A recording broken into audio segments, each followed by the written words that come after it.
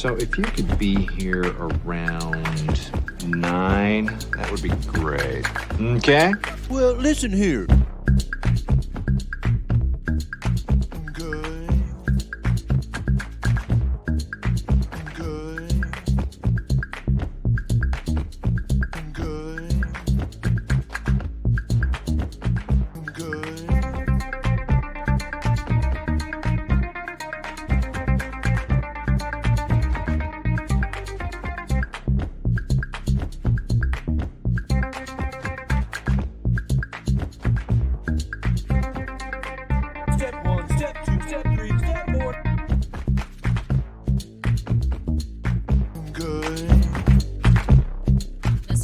Hello, Miss H. How are you? I guess I should know. You're standing right in front of me. I know. We're doing the rare annual podcast where we're together. We do a couple a year. This is one of them, and it's always this time of year. Right.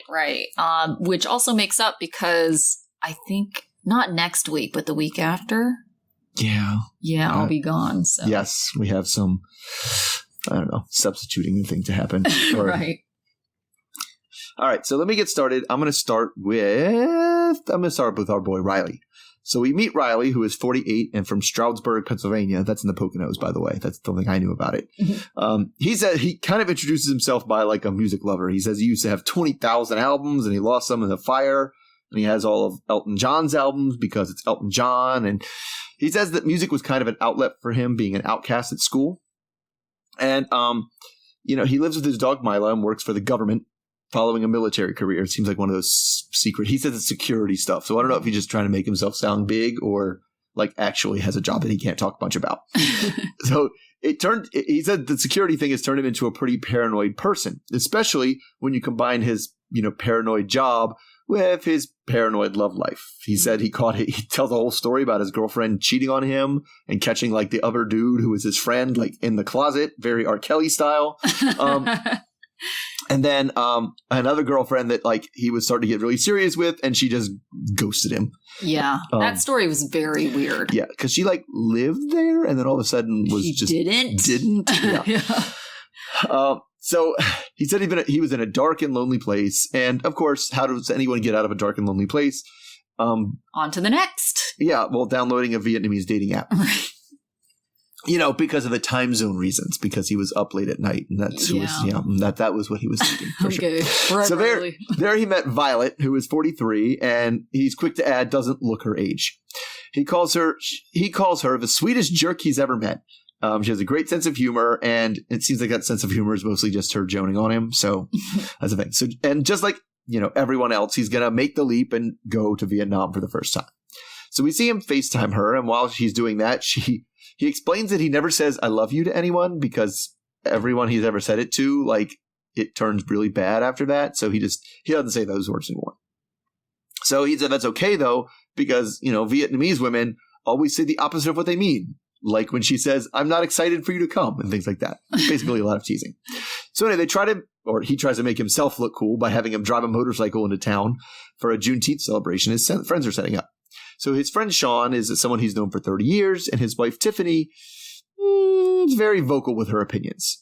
We hear a lot from Tiffany because they talk about him going to Vietnam, and Tiffany thinks, bad idea. So bad that she keeps knocking over the poster that's behind her on like a tripod, on like a easel. So Tiffany thinks, that she's just in it for the money, not in it for the right reasons. But he tells her that all he's ever sent her money-wise is a $100 birthday gift for her daughter.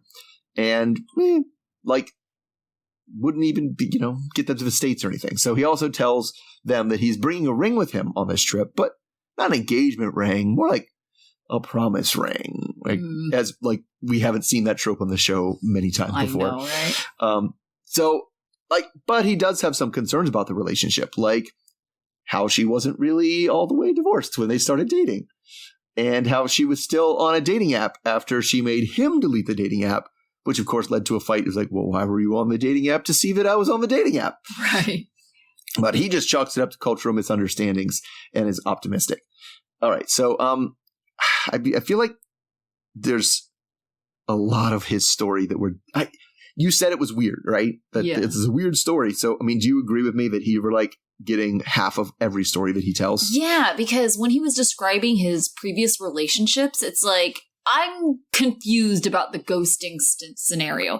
And then even when because we actually watched this together since we are in the same physical location, you had said something like, wait a second, was that guy married? And I was like, no, I'm pretty sure he said the person he was with. And he was very like elusive about the type of relationship, the R. Kelly cheating on in the closet situation, like who that woman was. So I don't know. I feel like, I don't know if it's him trying to have this air of mystery. And okay, also another thing, like kind of going back to like what he does for a living, like, you know, working in like government clearance. Government security. That kind of situation. It's kind of like, well, are you being secretive because of that? Or are you being secretive just because? Because it's coming off very weird. Like it seems like you're hiding stuff, trying to make yourself like control the narrative. And I feel like people who try to control the narrative on this show do not do well. No, they don't. They don't. Because like the narrative's going to come out because he can control his way of a narrative now. But as soon as they talk to Violet, they're going to go to Vietnam and he's going to talk to them. And the producers are going to talk to her and she's going to be like, what? No, this guy is blah, blah, blah. Like we're going to hear about because you know, he said the bad things she done. We're going to hear about the bad things he did. Yeah. Yeah. And the other thing about controlling the narrative is that lasts for 2 seconds until like the people of the internet, the 90-day Fiancé fandom, like go after this guy, try to contact the exes, try to get the full story. And those exes, if they're shady like what he's trying to, you know, they're going to be the first to volunteer that information, get their side of the story, because neither of these narratives that he has make them look good. No, ghosting could be like, I had a restraining order on him. I had to go into hiding. Like this is what's going on. But like, I don't know. It's funny that we kind of saw the other side because I also feel like it's very much our trope, and you brought it up enough that, you know, when you're dating and they're a little bit older than us, but in your 30s and 40s, there's that, you know, how divorced are you question. Right. And like it usually gets directed at men. It's not usually the women that are like, so far, I'm not actually fully divorced, but I'm fully into the dating pool.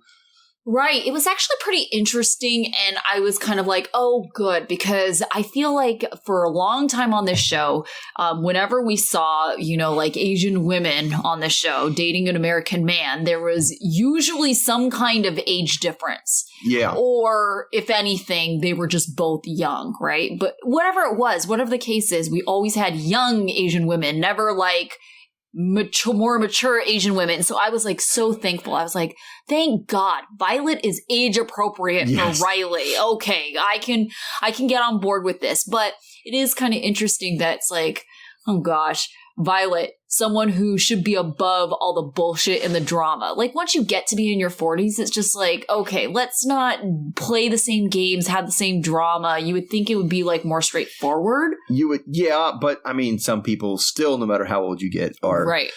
And that's what I was going to say. Likers of drama. Right. I feel like Violet might let us down in this department. Yeah, but I also think that that's seems like the kind of person that Riley goes after. Like he wants dramatic people, and dramatic people have drama and they like drama. Right. I think that's like very much like people, they associate feelings with one thing, and it's like really they're missing the point. It's like people are attracted to drama, not because of the drama, but they think drama is passion, right? And so they're the ones who are like, I want like a fiery passion to like just really like just desperately love someone and feel that. And it's like they associate drama with that. And so, right. Well, how can you have that if it's not dramatic, if you're not always like on an emotional edge roller coaster going on? But I don't know. It's like, yeah, I mean, it's like, but just, it goes to me with all the people who I guess will kind of, this is parallel to, we'll talk about Jasmine and Gino with the passion and the fighting and sex. Like go together, right? Like people, that's not me, but fighting turns a lot of people on, right? Yeah. And I think that might be part of it. Right. Okay, well, let's move on to Jasmine and Gino. They are our only repeat customers. I'm confused why they're on this particular, spinoff again. Maybe just because they haven't got their visa yet, so you can't really graduate them to the regular show. Mm-hmm. But we re-meet Gino, 53, from Canton, Michigan. Gino is at the hair salon picking out hair colors and samples because he's been tasked by his girlfriend Jasmine to purchase hair extensions. Gino is told the one box of extensions is $320, and the hairstylist recommends 5 boxes. He texts Jasmine to flip the idea of a sample box, but she insists that he purchase all 5 boxes. End of conversation. He reminds us that him and Jasmine have been together for the last 2 years, and he recaps the first visit and first season they were on this show, including Jasmine finding out he sent nudes of her to his ex-girlfriend. He says that pushed their relationship to the edge, but their bond is so strong it would take a lot to break them up. I'm wondering, yeah. Mm-hmm. So they are officially engaged, and Gino has filed for the K-1 visa, but it's been 12 months, and they are still waiting for approval. Gino is planning on going to Panama for a visit because they've been arguing about the distance. Gino is pretty proud of his wardrobe upgrade. He says that they still have issues, including fights about money and sexual issues, and he kind of leaves it vague. Gino wants to work out these issues while he's visiting. Meanwhile, in Panama, Jasmine is at the doctor's office to get her vag inspected. She wants to become a virgin again. The doctor says it can be done. Jasmine then shares that she is concerned because Gino never seems to come with her and has to jack off in the bathroom. A little too much information for us and the doctor. She's hoping that if things are tighter, down there, that will solve the problem.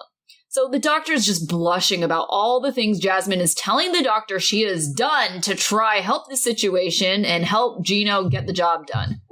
Jasmine is convinced that Gino is the weird one. Gino tells us he's juggling a new job as an automotive engineer, which can get in the way of video chats with Jasmine. They video call, and Jasmine immediately notices his new hat and thinks that they should hear something back in the next 30 days about the visa. Jasmine is fed up because she has to keep moving to new temporary apartments because Gino keeps saying any day now, so it makes her not want to sign anything more long-term. Jasmine demands that Gino stop being cheap and pay for a new 2-bedroom apartment for $3,000 and an actual immigration lawyer. Jasmine thinks that she should be able to live like a queen for the last month she is there if she really is only going to be there for a month like Gino is claiming. Jasmine says they need 2 rooms because she needs privacy when she video chats with Gino, and her sister has been staying with her. Gino says that he loses his desire sexually when they fight, which is basically all the time. Jasmine thinks they argue because they have sexual problems. She thinks it's the opposite. Gino thinks that Jasmine needs to share in the blame of their sexual dysfunction. Back in Panama, Jasmine has gotten her way, and Gino is paying for a luxury apartment. Jasmine is meeting up with her, quote, friend Dane, who she met through a mutual friend. Jasmine found the apartment because Dane lives in the same building. Jasmine tells Dane she's moving in, and he wonders if things will be awkward since it ends up that they've dated. Jasmine isn't sure, but Gino will be there soon. Jasmine says it didn't work out with Dane because he was too delicate, like a prince. Jasmine then tells Dane that she lost her job teaching because Gino's ex leaked her topless pictures out to the interwebs. Jasmine says she's depending on Gino for everything right now. Dane wonders how she could trust him after that. Dane says that you shouldn't force anything and that she shouldn't settle. Okay, so we met Dane, who is opposite in almost every way to Gino. Yes. And it's funny because he's opposite in ways that don't, jibe with what she's saying. Yes. Right? It's like, oh, Dane was delicate. And I was like... He doesn't look delicate. Gino seems very delicate to me. Gino is he can't even he can't stand up to her. He can't stand up to anyone. Right. He's just like, oh, I guess, yeah, okay. Yeah. And now, I get it's not pampered like a prince or whatever, right. But delicate? Gino is paper delicate. He is. That is nothing. Really true. And it's just she says that she needs fire in her relationship, passion. And it's do you really feel fire and passion for Gino's look or Dane's look? Because let's be real here. Dane was very much more attractive than Oh my Gino. gosh, It's so not much even more. objectively. Right. Okay. So if you haven't seen the episode, Dane is basically a very good looking Australian. Yeah. Right? Like your typical stereotypical. Age appropriate. He's not like, because I feel like there's two types of attractive Australians. Oh, He's the sophisticated business guy, definitely not the business. surfer guy. Right. You know. But he's got the accent. He's got like the clean cut hair. Wears like he was wearing kind of a polo shirt or a button down or something. Yeah. And he just, in every way possible, is like, seriously, that guy, Gino? Yeah. Like, where? Well, and Gino, like, the only passion Gino brings is the passion of her anger towards him all the time. Yeah, that's the most true. passionate thing there is how mad she is at him. Yeah. Like, and we even can't even believe, like, sometimes you're like, well, okay, he's not really rich, and he's not good looking, like, maybe he's really good in bed. And we know that's not true, too. Right? Right? Yeah, so what? I don't understand why she keeps on holding on to this guy. The only thing I can possibly think of is she's trying to, parlay her celebrity on this show into something bigger because now she's lost her job, right? And not surprised that happened. It's super unfortunate, but at the same time, it's just like, I don't know, being on the show in general, it was probably not a good look for your school. I mean, definitely with the nudes, but like she is, we see a few people that are like this, that are like just the TMI people. And she is, God, with the doctor? Yeah, like Angela's a TMI person, right? Always. Right. Right. And she is, but Angela at least is like, my coochie thing. She's like, his penis doesn't come in my vagina. I know. Like, how do you say come? Like, come. Like, you don't ejaculate. Like, you can't get hard. And it's like, wow, she is not even, like, sugarcoating it at all. Like. Yeah. I mean, so we were kind of talking about this when we were watching it. I honestly, like, she came off as kind of mean to him in this definitely. episode, Definitely. Right? Her demanding the apartment. The hair extensions. And you know what? I'm sorry, but I do not hate her for that.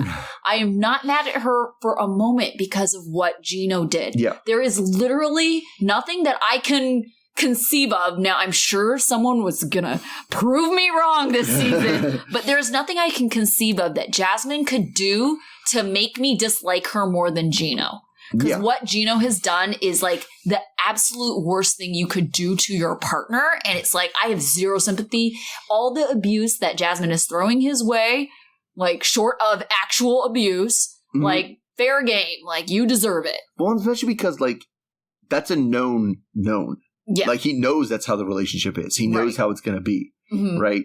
And like, I don't know. Like and I don't know, again, what kind of, he's getting into it too, right? Yeah. Because, like, I presume he also would like to enjoy sex that he clearly can't do now because it's like, this woman's always yelling at me and it turns me off. Like, well, why would you? I don't understand why you want to be with someone who's constantly turning you off.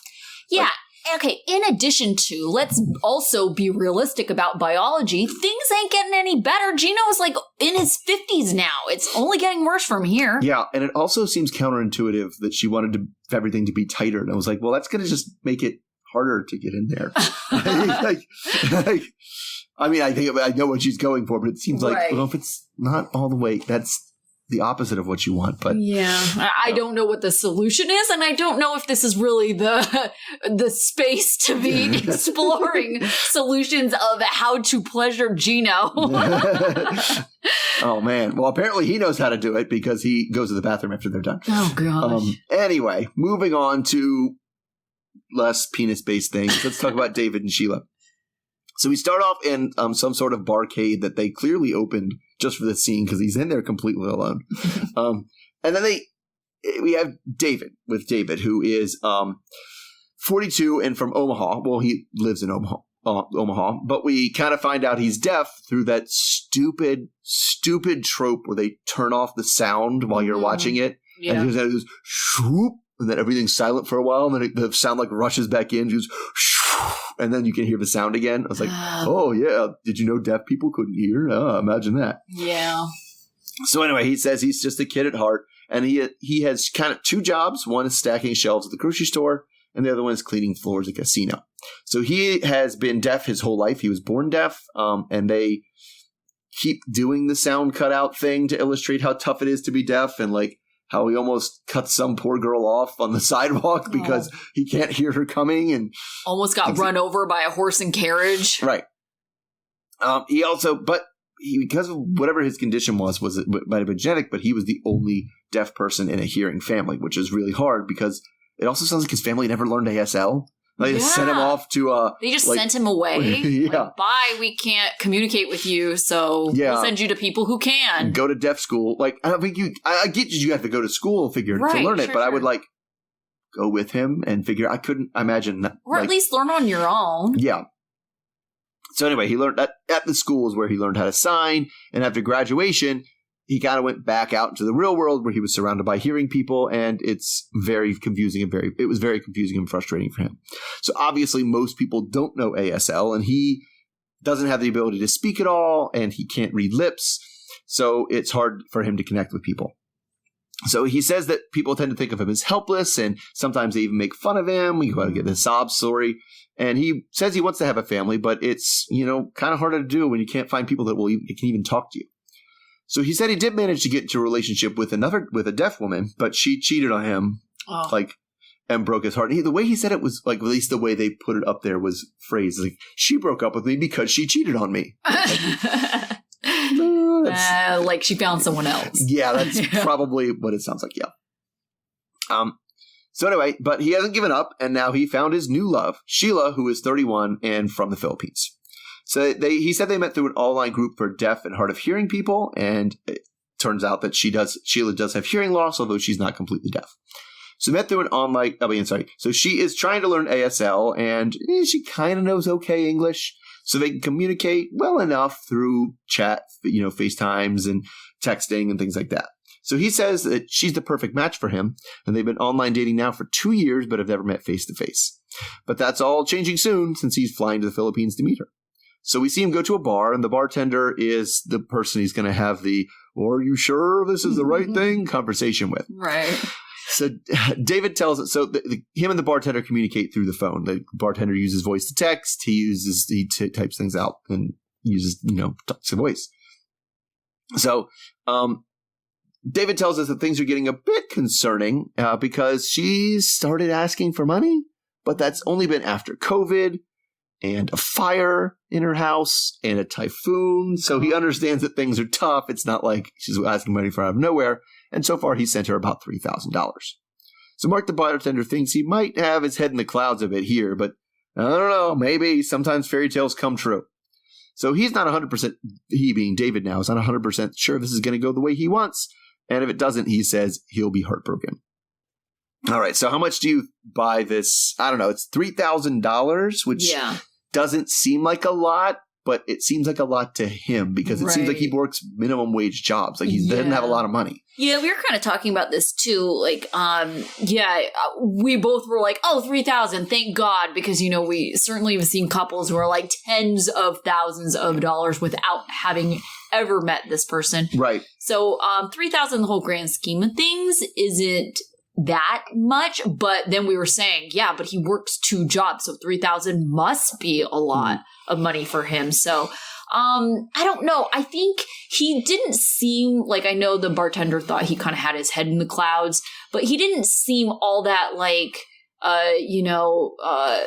delusional about the fact that it may or may not work out.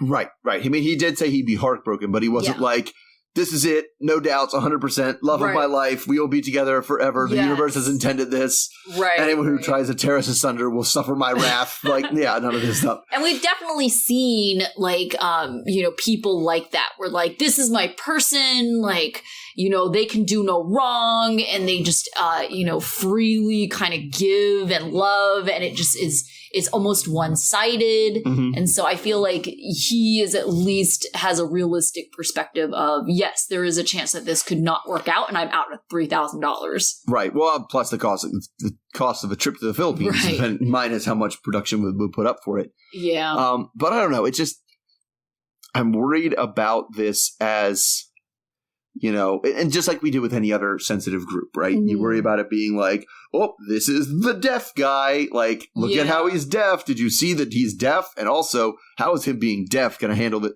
affect this relationship? Because did you know he's deaf? You know, like, I'm a little worried that is going to happen, you know, like, because clearly he's on here because that's quote unquote the hook. Right. Yeah. It is kind of interesting too, because it does make you somewhat relate to, you know, the challenges they have, you know, like just not having the typical abilities as everyone else. Because, you know, it's like I sometimes will kind of half pay attention to these shows. And so when it was his segment, I think I was like in the bathroom and I like thought the TV had turned off, you know, because I was like, wait, what's going on? I haven't heard anything for a while. Like, is something happening? And then it's like, if I'm not completely devoting my attention to reading the subtitles, I don't really know what's going on with like their segment, because, you know, with Love After Lockup, we had Chelsea and it was kind of the same situation. Every time her segment came on, it was like, oh my gosh, I have to pay attention. Yeah, not just pay attention, but like, yeah, I couldn't do two things at once. No, you couldn't. Right? And you can with the other segments. You can like kind of half listen. Well, wait, I usually do, you know, we studiously watch the show for the podcast and everything. Yeah. But like, yeah, I'm usually taking notes at the same time, and it's really hard for this one because I can't look at my computer. Looking down, and you also have to be looking up because you have to be reading what's happening as you're also currently writing something in that. Yeah, that's going to be a challenge. So thank you for taking this one this week. But I mean, that is an interesting thing because it is a challenge for him as well. Like, he has to be looking at everything all the time. He can't use that. Yeah. Sure. So it's interesting because we have seen some previews of Violet, and she is hard of hearing. She's not completely deaf. Sheila. Violet was Riley's person. Sorry. Yes, I was thinking of the last one.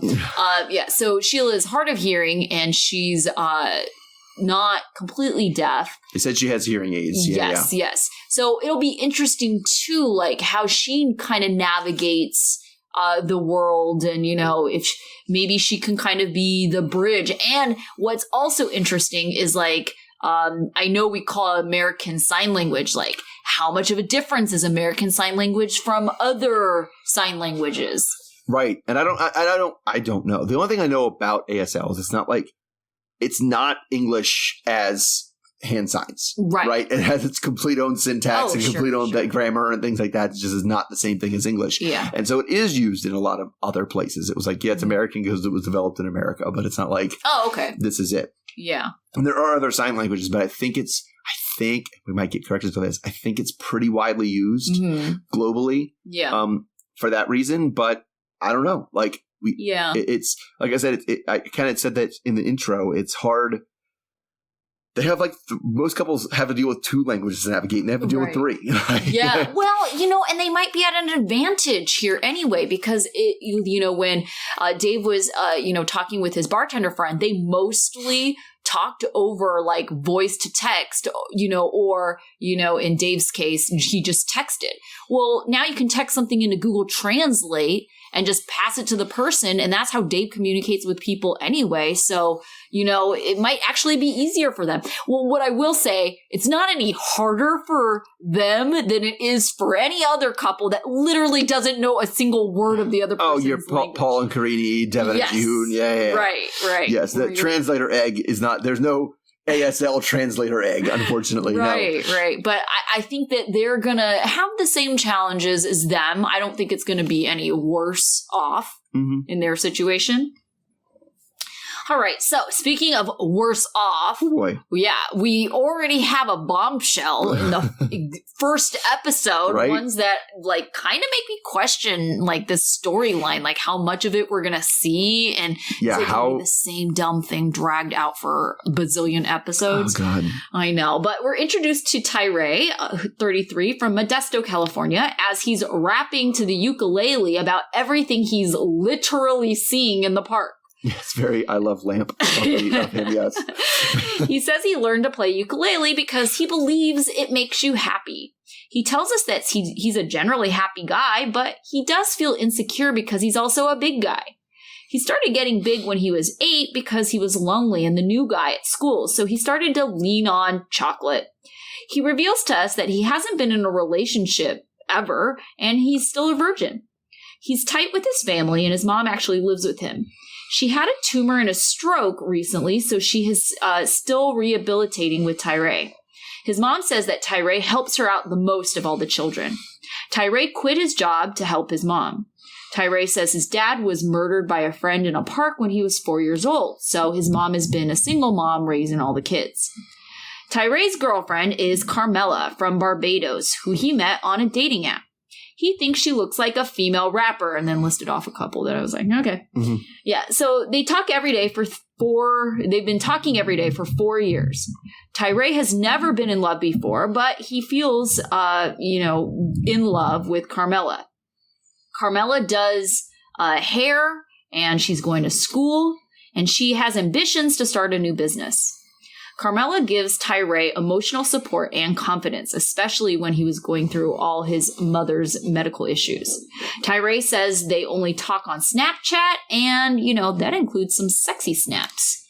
We also find out that they have never video chatted, which red flag. Right? So Tyree has asked once in the past, but she never responded. And Tyree is a little insecure, so he kind of just let it go because I feel like he didn't really want to video chat either. Yeah. So Tyree doesn't think people will understand their relationship, so he hasn't really shared about Carmela with any of his friends or family, but he does want to tell them before he leaves. Tyree thinks that he should prioritize himself for once. We get a title card from production that they found out something about Carmela, so they want to have a talk with Tyree. They tell him that he can choose to stop filming and not air the stuff they have filmed before they reveal to him that who he has been messaging is a different person than Carmela. They tried calling her using the number that Tyree gave them, and the person on the other line admitted that they're actually someone else. And it turns out that Tyree has been messaging a man. Okay, so, but obviously if we see him on the show, Tyree has chosen to go on. I think they're going to try get to the bottom of this, like a la catfish. For sure, yeah. So, for one, I'm like, I feel like we're on the wrong show. And then I also feel like this is who was that guy? Ricky and Jimena situation. I can't remember if we were covering Ricky and Jimena. It was before the 90 days. And he decided, in fact, I think Jimena was the woman that he called after he found out that the first person was a catfish and stood him up. And he had a backup. He had a backup person in the other country. And I want to say it was Colombia. Probably, yeah. But how do you think this is all going to play out?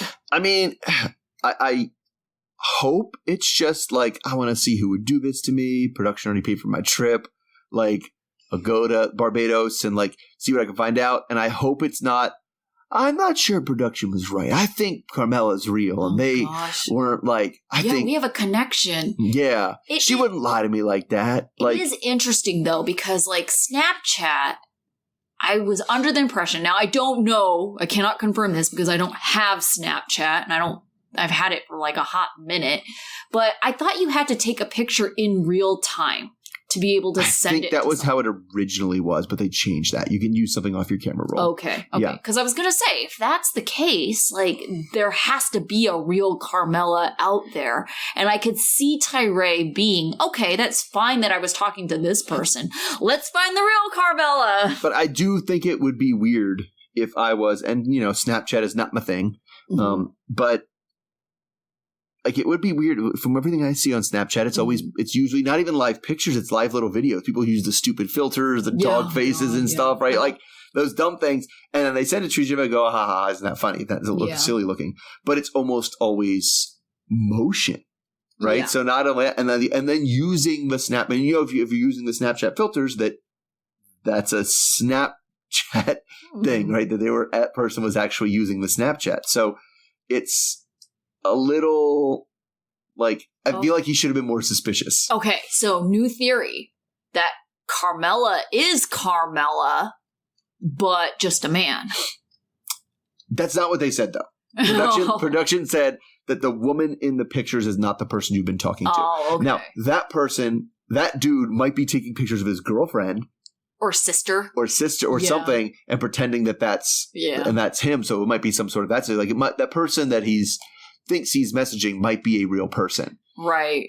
Yeah. That even they're getting snaps from that person and just basically like passing them on as their own. Right. That way, hopefully then it's not sister, because I don't think anybody should be passing on sexy snaps of their sister to other randos. Yeah, but I can also see situations like where, you know, if you and your sister are living together and you're trying to scam people, and that's your mindset. No. Okay, I know because you have a sister and you're like literally thinking of you and your sister in this situation. Yes. I'm like, under no circumstances, we're like, all right, sis, let's see your tits so I can send it. No, this is not happening. Let's get a booty shot. Yeah. No, under no circumstances. I don't care how much money we would make doing this. Absolutely not. Okay, fair enough. But I feel like there are families out there that would do that. Those are weird, very, very weird families. Well, I know, but I also feel like they're weird because they're desperate, right? And desperate people do desperate things. Yeah, I mean, I think it would be more likely that it's somebody that it's an ex or it's a current girlfriend, and I do agree that it's like, we'll work together. I'll talk to him. You don't have to talk to him, right? You don't have to look at the sexy pics that he sends back, and everything, but. Yeah, just he could have went here with a little more skepticism. Is basically where we're coming from. Yeah, but I mean, he's a happy-go-lucky guy. So. Yeah. I just don't want him to be Caesar. Yeah, it's hard to say. So, like, anytime we have a person on the show that is putting themselves in kind of this vulnerable position, and in addition to that, they don't have a job or source of income. Now, granted, it's a totally noble cause why he doesn't have a job. Oh, yeah, for sure. But it's still, at the end of the day, you don't have a job.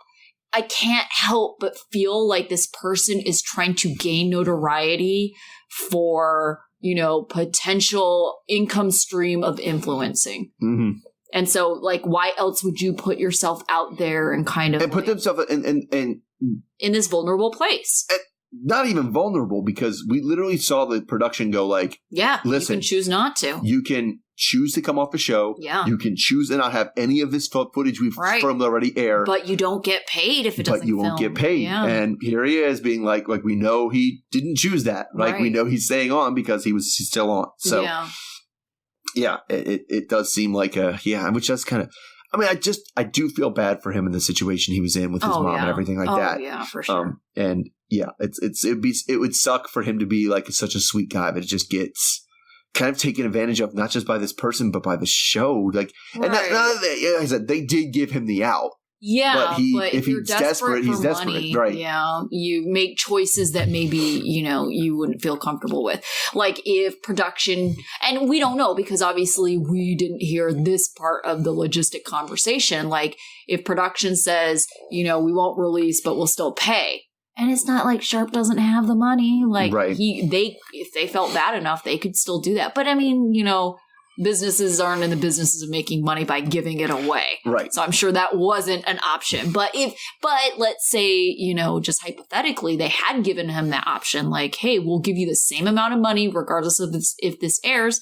I'm going to go out on a limb and say Tyree probably wouldn't care if this was on TV, and he'd probably say, no, I don't need to look like a fool, really. Right. Yeah. Yeah. Yeah. All right, so moving on. Last couple we saw was Amanda and Razvan. So we met Amanda, who was 31 and originally from Eunice, Louisiana. We see her praying with her children, like when they're going to bed. And then bringing in Daddy's box that they ask, can we sleep with Daddy's box? So that's our introduction to the dad who passed away. So they are currently in Marietta, Georgia, instead of Louisiana. And like I said, Daddy's box is the box that they have that holds their father's remains because he died of cancer earlier in the year. So it was all very sudden and very sad. We hear like lots of details about it, and it was so sudden, like very, 10 very days. sudden and very, very sad. Like it went from perfect. Oh, I think I have a cough. I'll go to the doctor. To you have 3 months to live in, and like then ended less up being than a year. 10 days. Yeah, and then being 10 days. Right. So now she is a single mom with 2 kids, and she's obviously still recovering from the loss. Yeah. So, but while he was sick, he told her that he wanted her to, find love again and move on. I'm not your last chance at love. She's 31, right? Yeah. So she didn't expect to find love so soon, but she came across a guy reacting to her friend's TikTok and sent him a rose on TikTok, which only cost a couple bucks. We went from Snapchat to TikTok now, so we got a little younger, notice, and now it's TikTok. I know. I was like, I don't know any of these things you're talking about. Well, so it led to some private messages, and before long, they were talking every night. So the guy that she met was Razvan, and he's 26, and he's from Bucharest, Romania. And we were introduced to him through a variety of embarrassing TikToks. Oh, so bad. They all pretty much had 2 things in common. 1, he was dancing, and 2, his shirt was off. No. So she seems to really like what she says is silly dorkiness. And again, that dorkiness seems to come with his ripped 6-pack abs and not having a shirt on. So she says she feels a bit guilty about getting together with someone so soon after her husband has passed, but she is still going to go to Romania to see how things go. So before the trip, it's time to get a spray tan with her sister Amber because she doesn't want to look like a ghost. So hopefully she comes out not looking like a Cheeto. So Amber thinks that Razvan might not be the right guy. This is her sister Amber. And it's just a fling, and it's just all part of a grieving process. And this is, give flavor of the month. You're going to be on another stage of grief next month, and you want to be with him, whatever.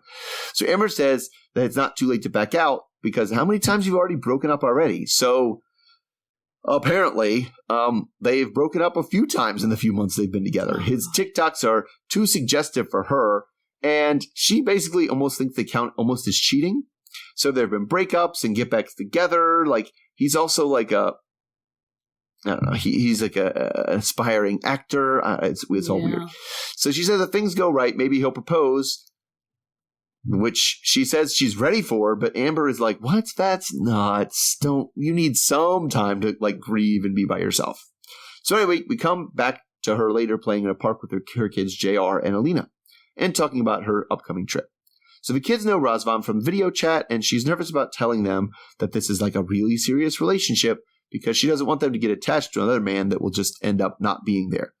Again, they already know his first name and are like, are you going to be with him forever? It's so bad. Yeah. Anyway, so back at the home, she texts with Razvan, and he teases her I need to tell you something serious. I'm excited you're coming. Ha ha ha.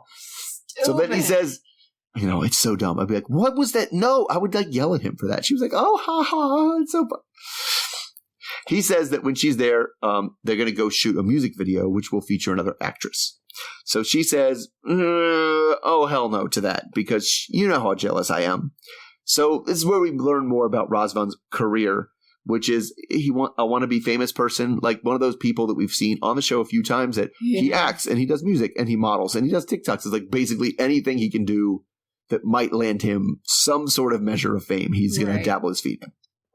So she doesn't like seeing him in his acting roles because it looks like he's in a lot of pretty seamy stuff, but they are notably not saying that it's porn. I was like, is this the beginning of a porn? I don't know what video this is. I was very confused. So Amanda is not a fan of this, and she's feeling pretty jealous. So once a kid interrupts her conversation, she starts to talk to him about if he's ready to be a father figure in their lives, or is he just trying to say the right things, or whatever. So then we get to the day she leaves and the goodbyes. So things are pretty tough for her.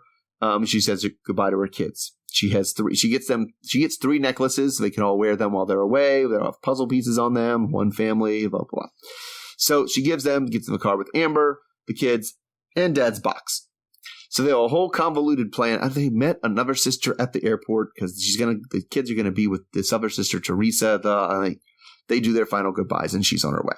All right. So I'm just gonna let you talk about Razvan and his career in videos because you were the whole time. Again, we were watching it together this time. Just be like, oh God, Why? What is this? No. Yeah. Oh my gosh. Everything he was doing was so cringy. It was pretty clear that like he's that class clown, that guy who's super obnoxious, does these like ridiculous pranks. Like this is the kind of guy that's like just pranking, you know, and like uploads those kinds of videos. Like even how she ended up like meeting him. You know, it was because he was being obnoxious on a TikTok trivia night or something like that. Yeah. And so it was just like somehow that caught her attention. I'm just like, oh God, this guy of all guys, he was so annoying. And, you know, I'm sure they were breaking up and she was just like, oh, you know, I'm applying to be on this show or whatever. And then all of a sudden it's like, yeah, let's be together. And it's like, this guy is trying to, he's a fame whore. I mean, yes. there's no this guy is, you hinted at the influencer one, though. This guy is the most obvious. That's all he wants to, he wants to be famous for, he doesn't care why. Like he has no passion for anything except for the end result of being famous. Yeah. Right. And so he's just trying it all. Oh, people can get famous on TikTok. I'm going to do TikToks. People get famous on music videos. I'm going to do music videos, right? It's actually really interesting to me, the kind of psychology behind like why people want to be influencers or, you know, like be social media famous. And I think it really comes down to is there's this big perception that you get paid a whole lot of money for doing a whole lot of nothing. Yes, yeah, for right? sure. Or you get a lot of things for free for, once again, just being popular. And it's just like, I don't think it's that simple. I think there is a lot to like being consistent with your content creation. Yeah. And I don't think it's as easy as everybody says.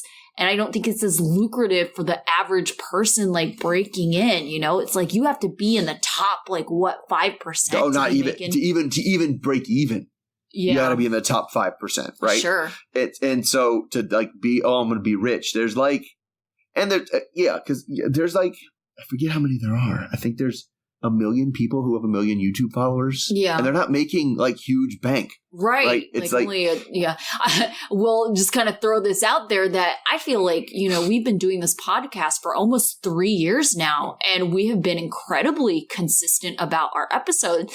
And I wouldn't say we have a huge following or anything like that. And part of it has to do with, you know, there's a limited pool of people who are, you know, interested in the subject area. And also want to listen to podcasts about it. Yeah, right. for sure. Yeah. I definitely feel like there's an element of market saturation. We are not the only game in town. For sure. You know, but let's be real here. We're negative money in this whole operation. You know, right, I think one time we got $11 for some ad that randomly ran without our knowledge, but well, at least without my knowledge. And so it's like, and if anything, we pay for, you know, maintaining these accounts that host this stuff for free to everyone. And it's like, we have made no money. So just as an example, like there's a lot of work that goes into this and it's not a big payout. No, but people just think, and that's where it comes from. It tends to be people who are super conceited. I'm just such a magnetically awesome person that all I have to do is put my face out there. Oh, and my 6-pack abs. And bing, there's the money's going to roll in. Like, you know, and it doesn't work like that. Like, and I think people, you know, look at reality stars, you look at people like the Jenners and stuff like that, and you're like, but that's just like, they work hard as shit. Oh, I'm sure they do. And they're super lucky on top of that. Like, it takes both. Yeah. But the idea that the people on top just, they just like put a video up of them like eating a chicken sandwich and, you made $10,000 today. Like, that's not what happens. That's not how it works. Yeah, for sure. All right. So I'm sure we have more coming because I feel like we saw some in the preview and then the, you know, series coming up kind of situation. Mm-hmm. So out of the group you saw this week, who would you say is your student of the week? I'll say David right now, just because we met people. He seemed to have, like you mentioned, reasonable expectations about what can happen. He also seemed like the least annoying person that we met. Like, everybody else had some very like annoying characteristics about them, I felt like. Yeah, you know, I'm going to go with David as well. Because I don't know. I either have neutral to negative feelings about people on the show right now. And so I feel like for him, it's like pretty neutral. Yeah. I feel like he's not the kind of person, at least fingers crossed, I'm going to hope. We will see. I know, right? We always say this. The last couple times we've lucked out, and the person, like last season, it was Gabe, right? Yeah. The guy that we liked immediately, and we're like, oh gosh, this guy's going to prove us wrong in a couple weeks, and he's going to be like, a trash person. But he ended up being like number 1 on our power ranking. So fingers crossed that Dave does not prove us wrong this season. We'll be 2 for 2. Right. All right. How about your dunce? I'm going with Jasmine. Okay. She was just extra for no reason. Other than, for sure. We got to start off a show big. I'm going to just be extra everywhere. Embarrass the doctor, yell at him about, I need all the hair. This is not a question demand. It's just silliness. Yeah. I'm going to go with Razvan.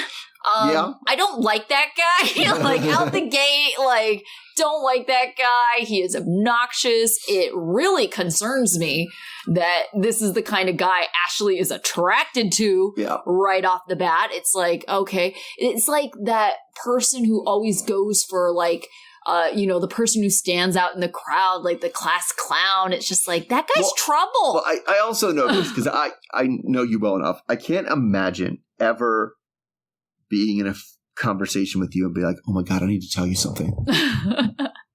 I'm glad you're coming over. You'd be like, what the fuck was that? Don't scare me like that. Just kidding. Bye.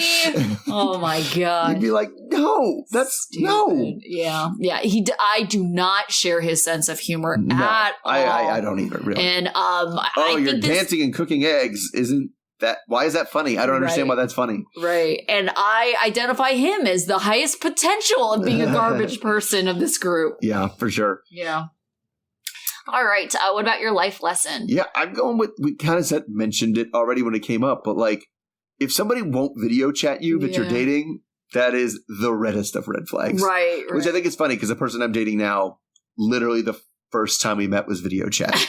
So it was kind of pandemic times. It was pandemic times. Sense. Yeah. Sure. It was pandemic times. So it was like, we can get together. But so we video chatted first and then met together later. But if that person would be like, oh, I can't really video chat, but here's a still picture of me, and I'll keep texting you, I'll be like, best case scenario, you don't look anything like this picture, right? Yeah, it's kind of different when you date locally because it's inevitable, right? Yeah, how long can you catfish this person? I feel like catfish happens when it's like there's an excuse, like distance, and so it's like, oh, well, I can't easily get to you because, you're like a state away, a country away.